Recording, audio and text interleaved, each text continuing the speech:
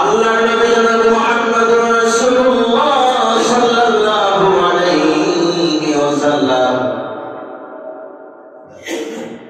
ফজরের নামাজের পর মুসল্লিদের দিকে মুখ ফিরিয়ে নবীজি নসিহত করতেছেন। একবার আলীর দিকে চায়, একবার ওমরের দিকে চায়, একবার উসমানের দিকে চায়।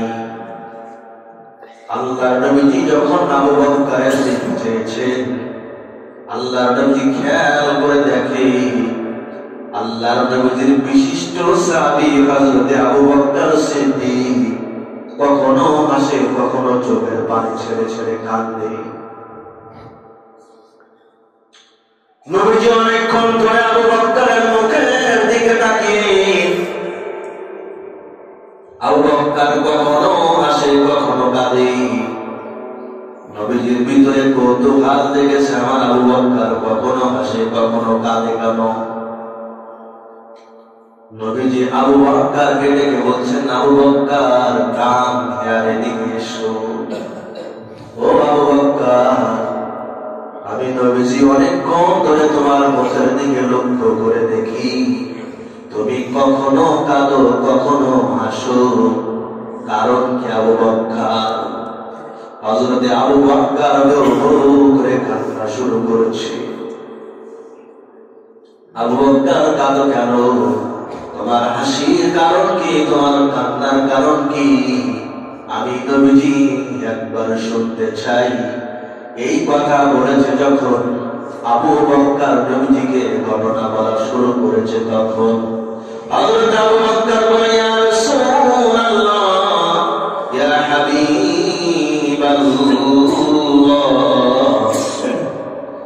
বিগত রজনীতে আমি একটা স্বপ্ন দেখেছি। স্বপ্নের প্রথম ভাগের কথা যখন মনে পড়ে, আমি আবু বকর চোখের পানি ধরে রাখতে পারি না। শেষ ভাগের কথা যখন মনে পড়ে, আমি আবু বকর মুখের হাসি ঢাকতে পারি না। জোরে বলেন সুবহানাল্লাহ। বলছেন, ইয়া রাসূলুল্লাহ, ইয়া হাবিবাল্লাহ, আমি আবু বকর স্বপ্ন দেখলাম, নাসালু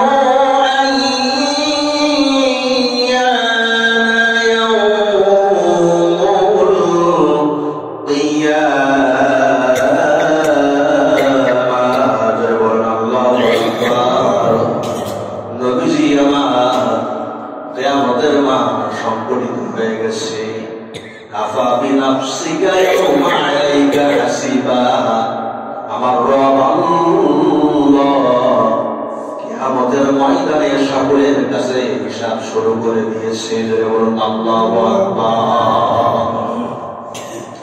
মালিক ইয়াউমিদ্দিন, আমরা সালাতের ভিতরে পড়ি, ওই কিয়ামতের ময়দানে আপনার আমার মালিক একটা সেকেন্ডের জবাব না আমি পর্যন্ত আপনাকে আমাকে ছেড়ে দিবে না। কথা বড় ঠিক না ঠিক?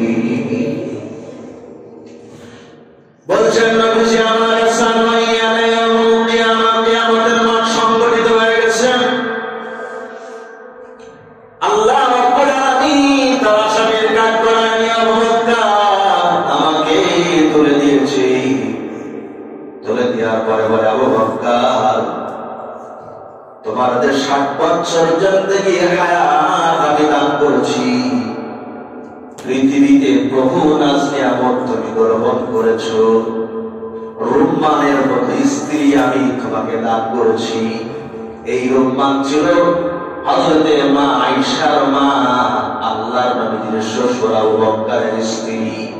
আল্লাহর নবী বলছেন, তোমরা যদি কেউ জান্নাতের মেহমান হুর দেখতে চাও, তাহলে আমার শাশুড়ি আম্মা আবু বকরের স্ত্রীর দিকে তাকাও। আমার শাশুড়ি আম্মার চেহারা যেমন আল্লাহ পাক জান্নাতের হরিদের চেহারা করবেন তেমন। জোরে বলুন সুবহানাল্লাহ। আল্লাহ পাক বলছেন, আবু বকর, রুম্মানের মতো জান্নাতের হরিদের মতো সুন্দর স্ত্রী আমি তোমাকে দান করেছি। এত নাজ নিয়ামত তোমাকে দান করেছি। আমি আল্লাহ এই কিয়ামতের ময়দানে তোমার কাছে কোনো হিসাব চাই না। তোমার দুইটা হেডলাইট দুনিয়ায় বিচারণ করার জন্য দুইটা চক্ষু দান করেছিলাম, দুইটা চোখের হিসাব চাই না। আবু বকর, একটা চোখ দিয়ে তুমি দুনিয়ার জীবন কি দেখেছো, ওই একটা চোখের হিসাব এই কাঠগড়া থেকে দিয়া তারপর কাঠগড়া থেকে নামবা। আমার মুসলমান ভাইরা, জবাবটা খুলে একটু জবাব দিবেন। এই 50 বছরে একটা চোখ দিয়ে কি দেখেছেন, এর হিসাব দেয়া কি সম্ভব হবে? হবে? আজকে রাত্রি ক্যালকুলেশন করবেন, জীবনের ক্যালকুলেটরে টিপ দিবেন। আজকে সারাদিন 24 ঘন্টায় চোখ দিয়ে কি দেখেছেন, আপনি হিসাব মেলাতে পারবেন? পারা যাবে কি ভাইরা? পারা যাবে না। আবু বকরের 7 বছরের হিসাব কেমন করে মেলাবে? আবু বকরকে যখন আমার রব আল্লাহ এই কথা বলেছে, আবু বকর সামনের দিকে তাকাই, দেখে জাহান্নামের আগুন তাও তাও করে জ্বলে বলেন নাউজুবিল্লাহ। ডাইনে তাকায় জাহান্নামের আগুন তাও তাও করে জ্বলে, বামে তাকায় জাহান্নামের আগুন তাও তাও করে জ্বলে। আবু বকর মনে মনে চিন্তা করতেছে, 60 বছরের জিন্দেগিতে একটা চোখ দিয়ে কি দেখেছি, হিসাব মিলাতে পারবো না। আর আমি আবু বকর হিসাব মিলাতে যদি না পারি, আমার জাহান্নাম ছাড়া কোনো উপায় নাই। আবু বকর কাঠগড়া থেকে পিছনের দরজা দিয়া লাফ মেরে লাফ দিয়া দৌড়ানো শুরু করেছে। আল্লাহ রাব্বুল আলামিন আবু বকরকে বলে, আবু বকর কাম হিয়া, এদিকে এসো আবু বকর, দৌড়াও কেন? আবু বকর বলে, রব্বুল আলামিন, একটা চোখ দিয়ে জীবনে কি দেখেছি, হিসাব মেলানোর মতো ক্ষমতা আবু বকর আমার নাই। আজকের যদি আসামির কাঠগড়া হিসাব না দিতে পারি, আমার আবু বকর আমার জাহান্নাম ছাড়া কোনো উপায় নাই।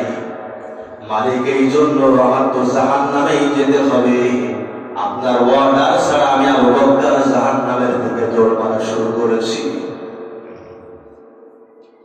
আল্লাহ রাব্বুল আলামিন বলেন, আবু বকর, এই জন্য তোমারে আমি হিসাব চাই নাই।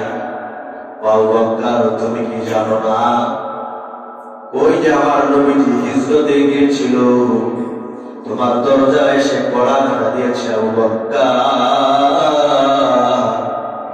আমার নবীজির এক ডাকে আবু বকর দরজা জানা করে দিয়েছে। জোরে বলুন সুবহানাল্লাহ। গায়ের সুরের ভিতরে, তোমার ভিতরে নবীজি অনুভব করেন, আবু বকরের অনুভব করেন, আল্লাহ নবীজি ক্লান্ত শরীর নিয়ে বিশ্রাম নিচ্ছে। গুহার সব দরজা বলি আবু বকরের পাগড়ি ছিঁড়ে ছোট্ট ছোট্ট গুহাগুলি বন্ধ করেছে, গর্তগুলি বন্ধ করেছে। পাগড়ি শেষ হয়ে গেছে। আবু বকর তার বড়ি আঙ্গুল দিয়া, পায়ের বড়ি আঙ্গুল দিয়ে একটা গর্তর মুখে চেপে ধরেছে। আবু বকরকে সাপে দংশন করেছে। আবু বকরের সারা শরীরটা নীলবরণ হয়ে গেছে। এত বিষের যন্ত্রণা আবু বকরের দেহের ভিতরে, তবু আবু বকর আমার মায়ার নবীজিকে ডাকে না। নবী এত ক্লান্ত শরীর নিয়া, আমি আবু বকর আমার উরুকে বালিশ বানায় নবীজি ঘুমিয়ে আছে। আমার নবীজিকে আমি ডাকতে পারবো না, আমি ডাকতে পারবো না। আবু বকরের চোখের পানি বিষের যন্ত্রণায় জড়দার করে আমার নবীজির মুখ মোবারকে পড়ে। নবীজির মুখে যখন ঠান্ডা লেগেছে, আমার নবীজি চোখ খানা করে দেখে সিদ্দিকে হযরত আবু বকরের দুই চোখের পানি দরদর করে পড়ে। নবীজি তাড়াহুড়া করে উঠে আবু বকরকে বলে, আবু বকর, সন্তানদের কথা মনে পড়েছে বুঝি? জন্মভূমির কথা মনে পড়েছে? আবু বকর, কাঁদো কেন, কাঁদো কেন? বলে, হুজুর, দুনিয়ার কিছুর কথা মনে পড়ে নাই, স্বামী আমারে দংশন করেছে, বিষের যন্ত্রণায় কাঁদি। আবু বকর, এত সময় তুমি আমাকে কেন ডাকো নাই? হযরত আবু বকর বলেন, ইয়া রাসূলুল্লাহ, ভাবলাম রাহমাতুল লিল আলামিন, আমার উটের পরে ঘুমিয়ে আছে, ক্লান্ত ছিলাম তো শরীর নিয়া, আমি যদি নবীজিকে ডাকি ডিস্টার্ব হয়ে যাই, এই কারণের জন্য আমি আবু বকর হয়তো জাহান্নামে চলে যেতে পারি। ইয়া রাসূলুল্লাহ, ইয়া হাবিবাল্লাহ, শুধু বিষের যন্ত্রণা না, আমি আবু বকর জীবন দিতে পারি, কিন্তু আমার নবীজিকে ঘুম থেকে আমি আবু বকর ডাকতে পারবো না। জোরে চিল্লায়ে বলুন সুবহানাল্লাহ। আল্লাহ রাব্বুল আলামিন বলে, আবু বকর, ওই দিন আমি তোমাকে আশাবাই মুবাশশার বানিয়েছি, ওই দিন আবু বকর তোমার জন্য আমার নবীজির হাতে জান্নাতের সার্টিফিকেট আমি দুনিয়ার জমিনে পাঠিয়েছি। জোরে বলুন সুবহানাল্লাহ। আবু বকর, এই জন্য তোমাকে আসামির কাঠগড়ায় দাঁড় করিয়েছি। আমি আল্লাহ যদি দুনিয়ার কোন মানুষের কাছে হিসাব চাই, তার পার হবে না, এই কাঠগড়ায় যে একবার উঠবে আর হিসাব দিতে পারবে না। যার আমল নামাটা আমি আল্লাহ পাক ডান হাতের ভিতরে দেব, মুত্তাকিইনা আলাইহা